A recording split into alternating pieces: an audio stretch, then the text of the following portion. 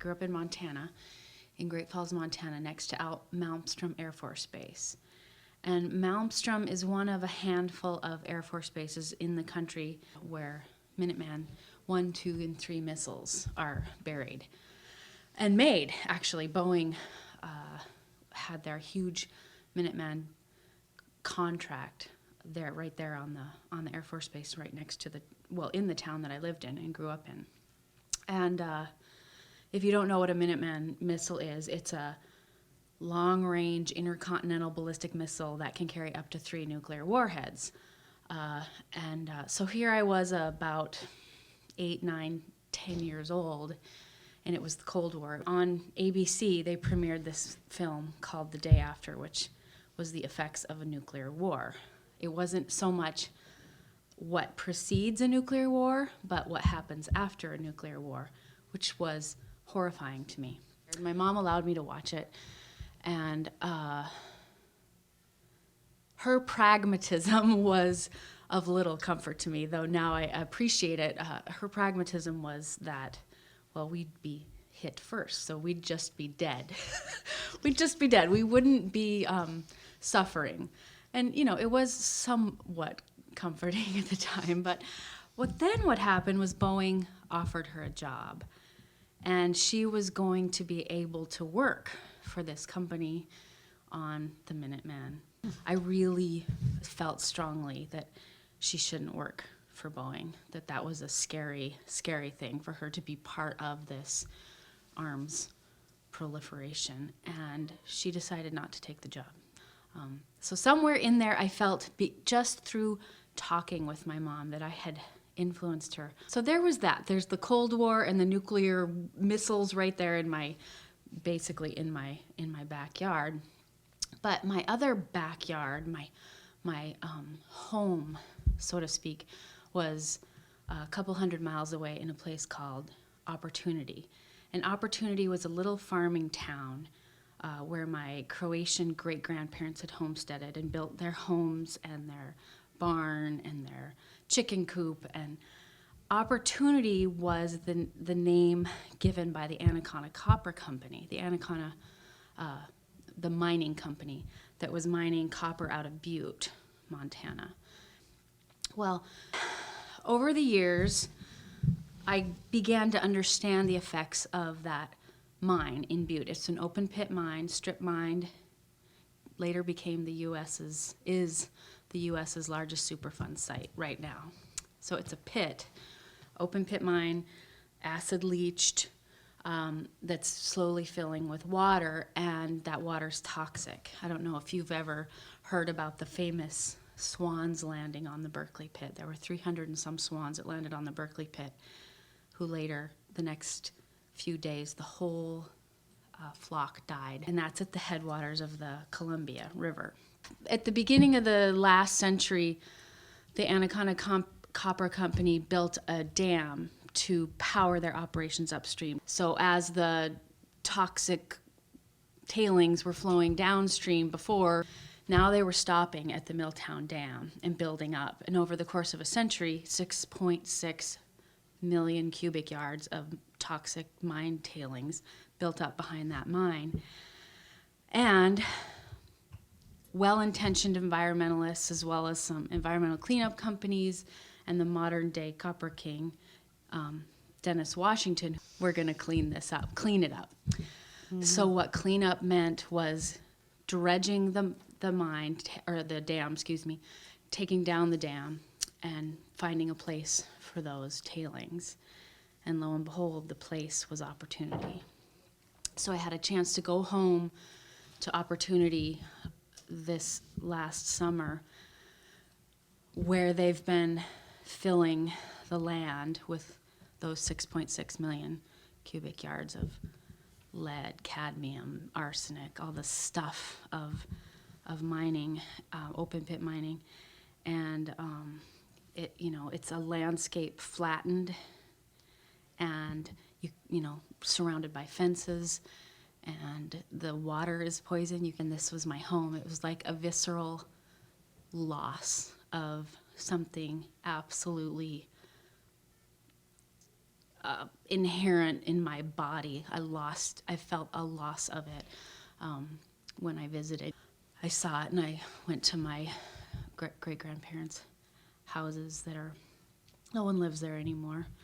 They're kind of shuttered up, and the land is filled with junk and it's decomposing, and it was very sad. And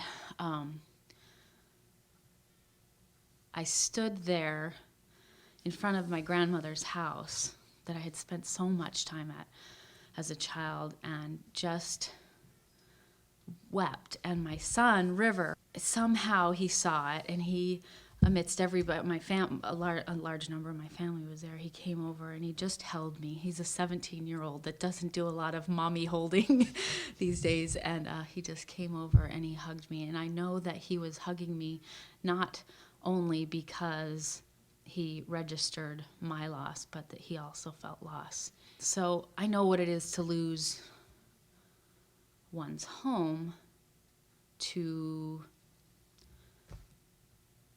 what we think is necessary evil, copper. The thing that I came to was we're doing it in Alberta with the tar sands, which is north of Montana, and that bitumen extraction also has tailings ponds, and those tailings ponds are twice the size of the Berkeley pit right now.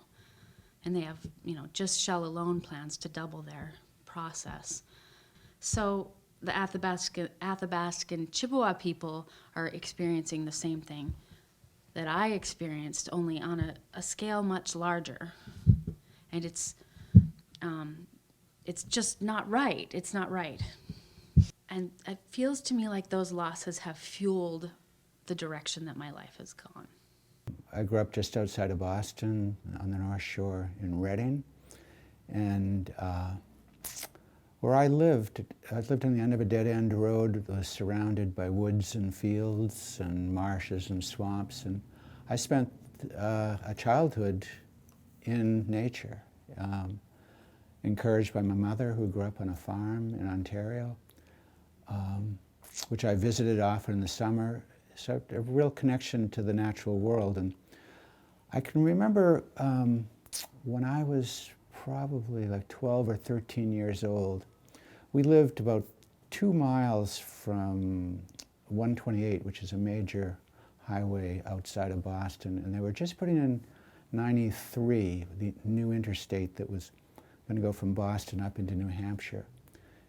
I can remember being out in the fields there and seeing the surveyors there surveying the property that they were going to put in this new highway.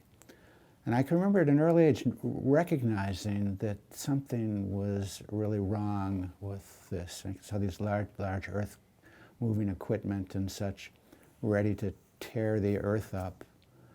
And I can remember as a kid having this urge to tear up the surveying stakes and wanting to stand in the way of what I saw as just this real rape of the earth. I felt it intuitively. I come from a family of old hippies who were active in the anti-war movement in the 60s and 70s, and so I grew up in a household that was very forthwith about the need to be critical thinking in terms of the way that our systems work. And so I've always sort of had a healthy skepticism, and I think really what got me first was my pacifist nature. The first time I ever really found myself getting involved in political activism was in 2003 when we invaded Iraq for reasons that had nothing to do with 9/11, but they were talking about them as if they were. I got into a really bad car accident about a year after I started attending the school. And it was severe enough that I almost lost my life. And so when I healed and came back to the school, I had a larger sense of urgency to do something because I became more in touch with my mortality at a younger age. And so I really started getting the sense that I don't have an endless amount of time to make change, I guess would be the way to put it. So when my school offered to take a contingent of students to Washington, D.C. for the Forward on Climate rally, I decided to go, which I normally wouldn't have made that decision. I've got kids at home, Jason's at home, Jason being my husband, and something just kind of clicked and changed, and considering a lot of the education I was getting was based on environmental issues, and particularly the effect of climate change on the environment, it seemed like the time to do it. So I went, and when I got back, the school made sure that we unpacked the experience. We didn't just go and march and come home, and that was that. It was important that the school sort of underscore what it was we could learn from it, not just from the experience, but how we could implement what we learned moving forward. And so they hooked me up with 350 Maine, and from there it was sort of history. When I moved to Pittsfield, I immediately went to the UU Church. I just thought that's where I'll find people of the same like-mindedness, and I did. And I spent a few years just sort of learning about the church, learning how things worked, participating, in all the things that go on at any given church. And I didn't pay any attention to their books. Well, meanwhile, I'm paying a lot of attention to what's going on in the world in terms of like fracking and all this offshore drilling and all the disaster and the everything that's going on. I pay a lot of attention to. I read about the tar sands, everything I'm paying close attention to, and I'm reading about what we should be doing to counteract that. Reading Bill McKibben and Naomi Klein and keeping very informed. And one day I'm standing in the kitchen looking over the annual report for our church, and I see ExxonMobil dividend as a major source of sustaining capital for our church. And I'm so standing there in the kitchen with my husband, explaining this to him. Meanwhile, my son was sitting at the table. Now 17. He was at the time he was 15 years old. Sitting at the table, not listening, because he doesn't listen to what Vaughn and I talk about. And he had his headphones in, wasn't listening. And I said to Vaughn, we have this much ExxonMobil stock, and we have this many shares and this many dividends. And River said, what? And he was incredulous. He was like, the zealous nature of a teenage boy came out, and the you are a hypocrite came out in that one utterance. That what? And he looked at us, and he was confused, and he was angry and judging, and all of those things that teenagers are very good at doing with their parents. But in this instance, he was right, and he didn't say anything more. He put his headphones back on. But that moment has stuck with me since it happened, because I realized that everything I'd been trying to teach River, all the activism that I had been a part of, the justice work, the environmental work, seemed to me to be riding on that moment. Because if this church was investing in the future of Exxon, he knew where the future of Exxon was taking us because of all of the things I've been talking to him about. I knew at that moment that I either had to leave the church or I had to get the church to think about divesting from fossil fuels. So that's where the journey began.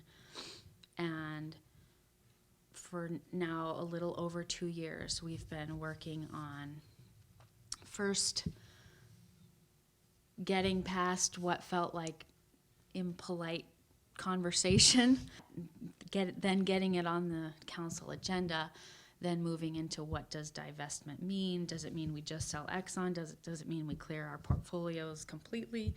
And then in all the way to where we're at now, which is reinvesting in socially responsible funds, completely fossil fuel free. So a long journey. It's been uncomfortable, and and very worthwhile in my mind. But the point I'm trying to make is, though it's a small church, all of the aspects of people's responses, people's fears, they were all there.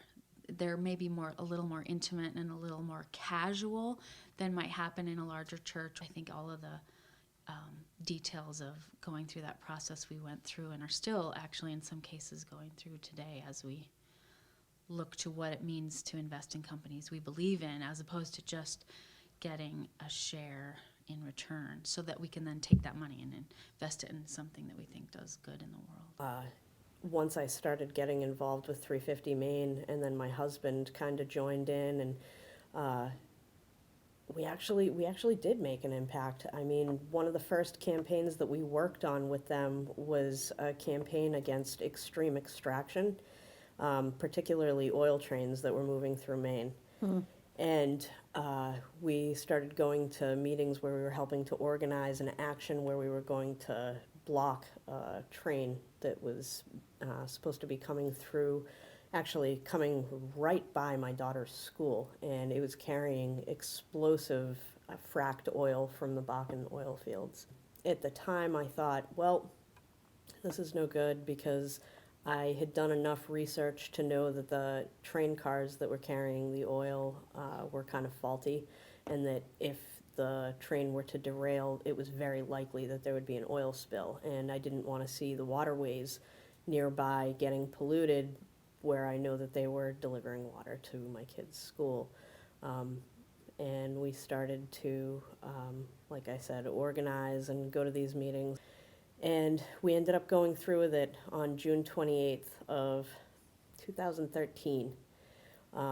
We ended up blocking a train, and 10 days later, a train derailed in Lac-Mégantic in Canada, and it exploded and killed about 50 people in the center of this really small town. Even now, I just got goosebumps talking about it. I mean, at the time that we made the choice to do that, it was an environmental concern pretty much only. But it became very clear at that point that, human life was at stake as well. And as I did research, I came to find that these train companies and railroads were pretty keenly aware of the fact that the train cars carrying the oil were faulty, and they were pushing them through anyway. So since there has not been oil trains coming through Maine, and so we were able to make a direct link between people power and the ability to make change. This was something that we did on our own to help assert local control, and it worked, and we were able to talk to my daughter Jade about it and let her know that, one voice, one person can make a big difference. I'm only one person, but I was one of 5 other people who got arrested that night blocking the train, and it ended up getting a lot of fanfare, and there was a lot of talk and dialogue around these oil trains, and then it stopped. And so she started to get more of a sense of the fact that perhaps she could make a change as well. And so a few months later, when there was legislation going through to be heard for the divestment of the Maine Public Pension Fund, I talked to Jade a little bit and said, hey, I'm going to be reading testimony for the president of my school, Stephen Mulkey. And I talked to her a little bit about it, and I was really excited about it. And on her own, she said, well, do you think maybe I could do something there? And I thought, yes, you could definitely do something there, and how appropriate. Because, when it comes to extreme fossil fuel extraction and the connection that it has to climate change and who's going to be most widely affected by that, it's the youth of the country. And so it seemed to me the most appropriate voice at that hearing would be the one of a child.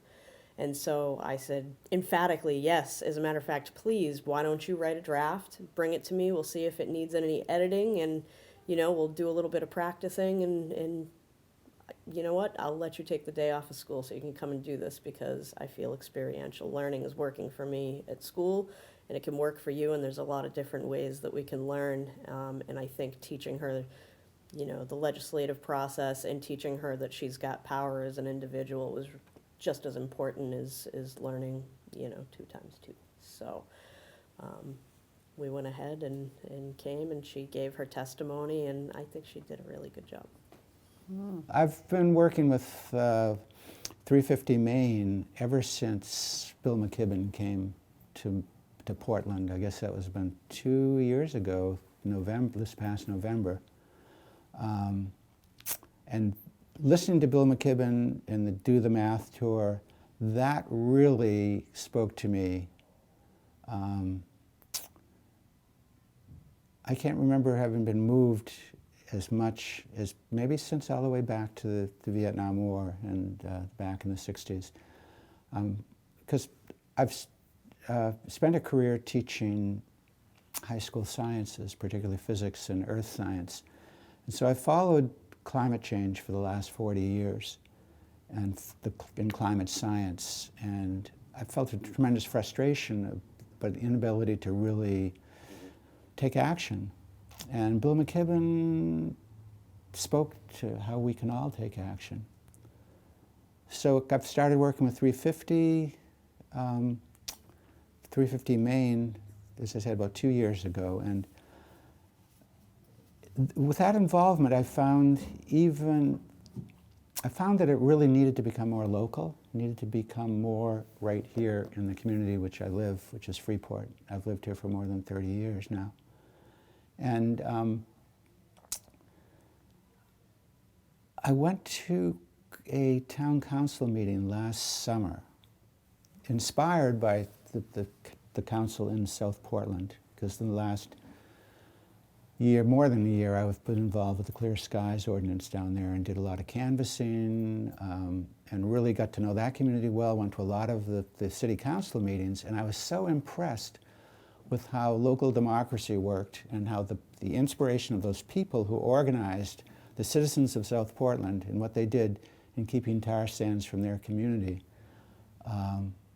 I felt that I really needed to pay more attention to what was going on in my own community. In that council meeting, the proposal to bring the Metro bus from Portland out to Freeport was being talked about. And one of the councilors was opposed to it and gave tremendously nonsensical answers to why he was opposed. And I wrote him emails and he never responded, never gave me any, he never even wrote back and said that he received them. And then I found out that he was running unopposed for re-election. And I said, wait a second. So that's when I took out papers to run for a town council, and lo and behold, 4 months after going to that first council meeting, which I'd never been to one before, ever, now I'm on the town council. And now I'm trying to figure out, what as a council member, what can we actually do as a town to address climate change? And I'm just learning that the town already is doing a lot of things, and there are a lot of people in town who are taking action. So I hope to be able to help those actions along and just learn more about what we can as a community do, which I'm finding it's a lot. Since you've been a teacher and so on, what kind of involvement do you see for youth and young people in this movement on climate change and also right here in Freeport? Yeah, that's a great question.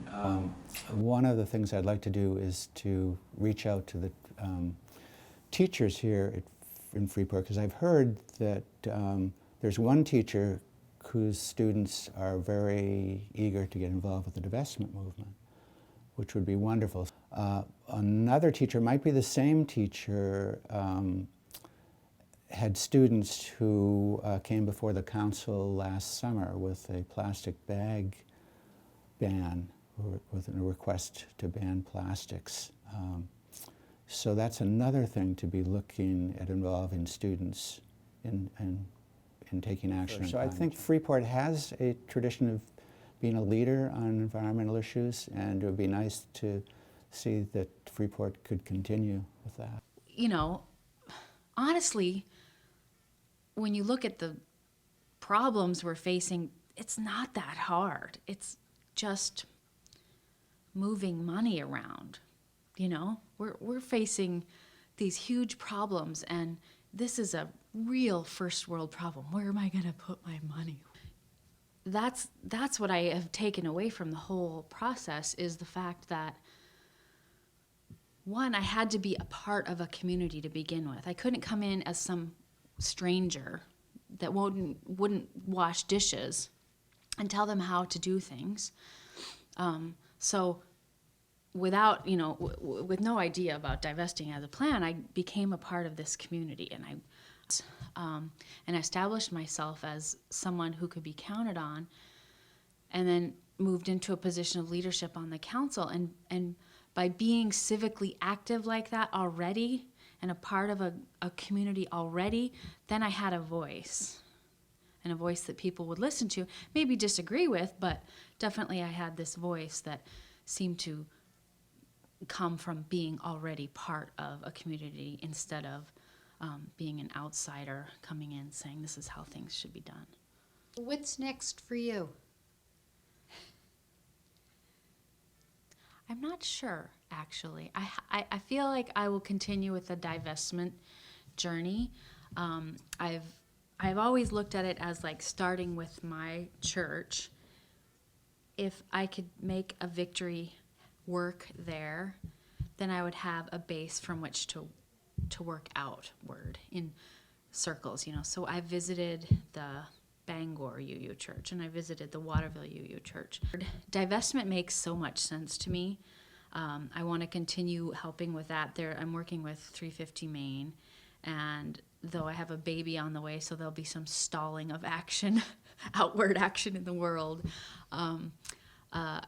It just makes so much sense to talk with people about their money, because that's really what gets people afraid, and it gets them talking. No matter if they agree or disagree, when you begin talking about money, they begin talking about the issues.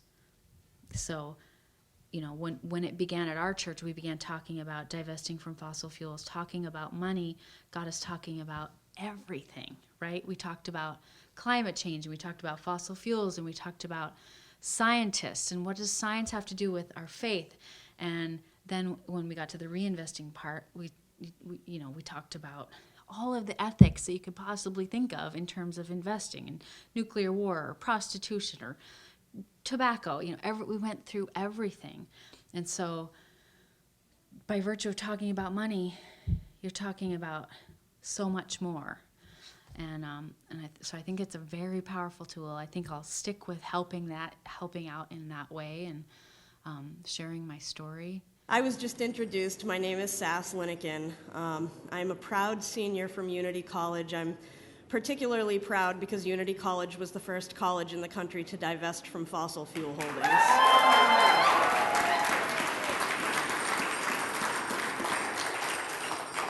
I'm here to represent the Maine Students for Climate Justice.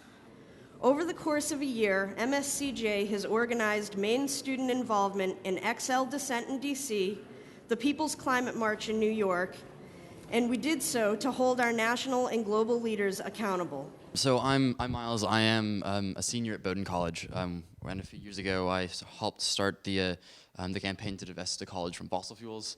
So essentially, Bowdoin College, which is ostensibly dedicated to the common good, is invested in companies that are contributing to that sort of painful destruction of the natural landscape and to an indigenous culture, and there's sort of a discrepancy, right?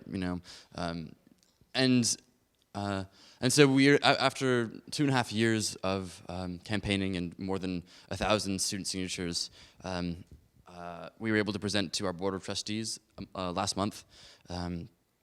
Sort of recommending fossil fuel divestment.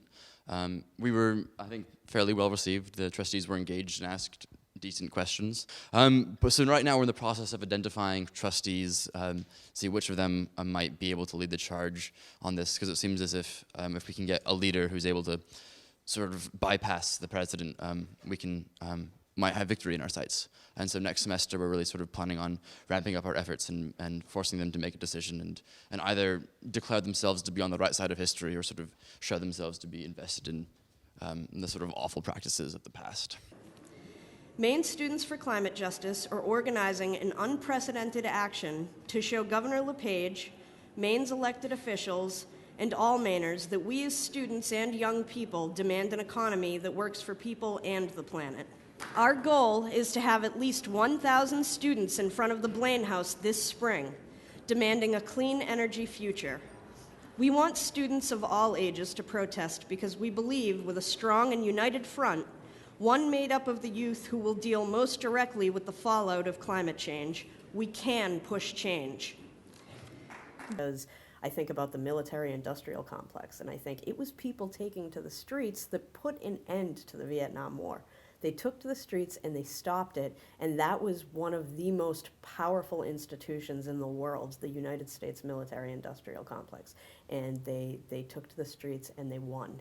And I think these are the kind of things that it's probably typical for somebody to look at and say, this is just such an enormous problem that there's no way we can overtake it. But really, I think it's a lot about perspective. We can look at some of the problems as really large burdens that we have to carry and figure out how to fix in like kind of a stressful sort of lens if we want, or we can look at it as an opportunity to get creative. You know, there's never been a more important time than now to make changes, and we have the ability to create a new way of living, and we have to. There's no way that we can sustain living the way that we do now, so we're alive in a really exciting time where we have the ability to kind of take out the proverbial paintbrush and say, this is the world I want to see, and make it so. There has never been a more important time to fight than now, and we are the future. We say the injustices of fossil fuels will be history. I want to introduce the first one real quick. The first one is me, Alice Hotop, who's a student at Colby College. Thanks so much, Alice.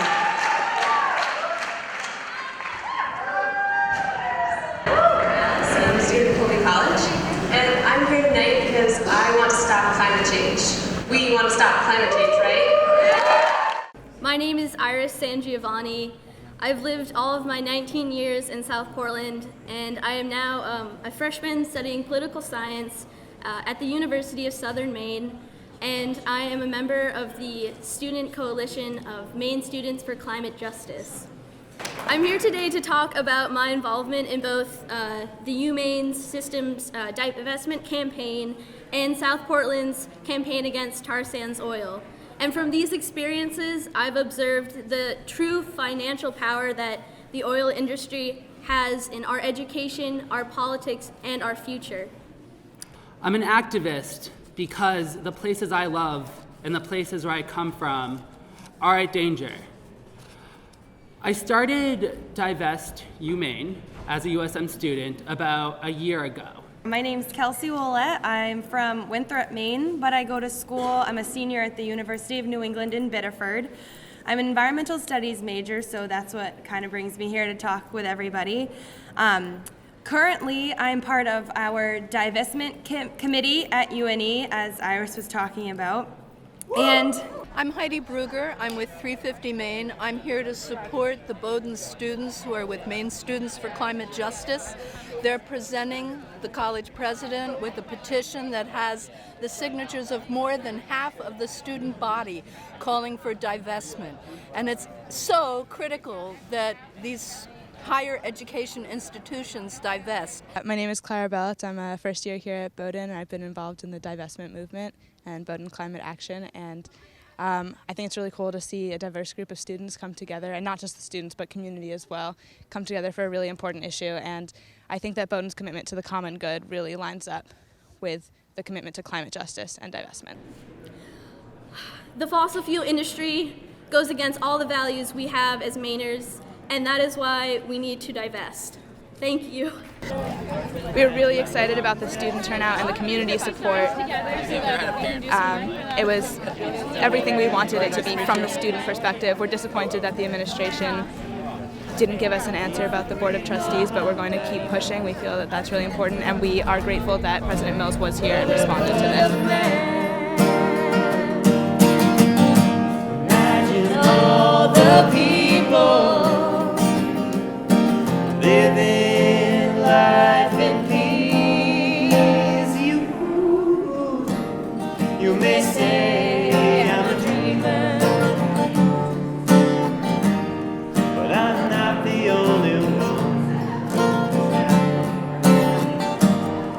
some